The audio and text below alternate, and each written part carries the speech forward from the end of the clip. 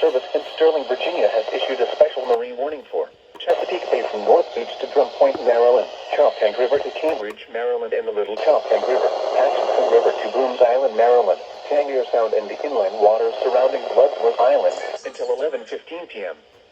At 9:37 p.m., a strong thunderstorm was located over Flag Harbor, moving east at 10 knots.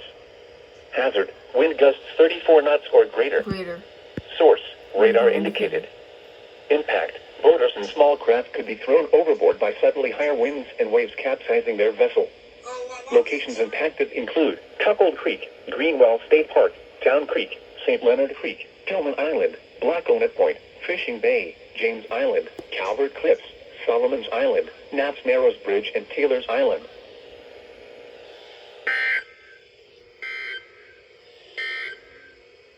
The severe thunderstorm warning for Central Kent County will expire at 9:45 p.m. The storm which prompted the warning has weakened below the and no longer poses an immediate threat to life or property.